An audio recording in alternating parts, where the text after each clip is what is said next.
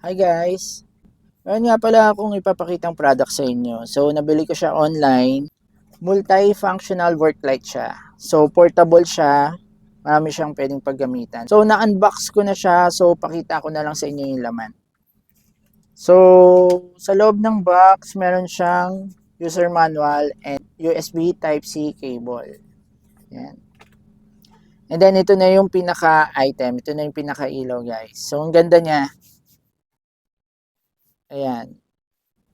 So, may ilaw siya dito, then may ilaw din siya sa likod.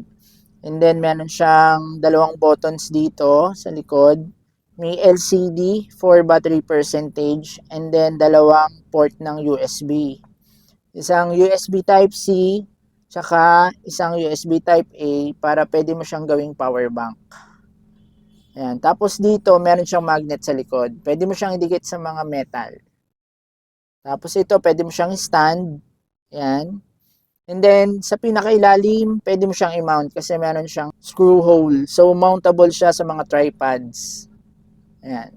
So, pakita ko yung function niya. So, ito yung ilaw niya.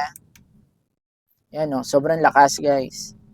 Ayan. So, tatlong kulay yung ilaw niya. May white, may warm, and then yung warm white. Tapos, itong ilaw na to, na-adjust yung brightness niya. Ayan. Ayan. Ayan, mahina na. So, pwede mo siyang gamitin sa video streaming, sa mga photography, yan. Tsaka, for emergency, pwede din. And then, ito naman sa likod, yung second button para sa special functions ng light niya. So, ito yung effects sa likod. So, single press mo, yan yung number 1, all white. And then, number 2, all red. And then, number 3, ito yung parang emergency light. Yan, very useful siya. Siguro magagamit mo 'to pag nagpapalit ka ng gulong sa emergency na lugar, sa madilim. Yan.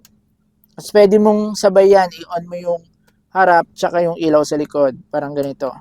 So, naka-on yung dito, tapos pwede ko yung on yung sa harap.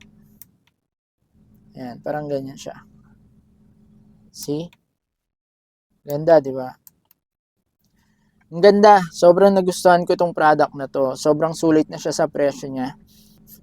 Siguro, rate ko to 5 out of 5. Sobrang sulit talaga.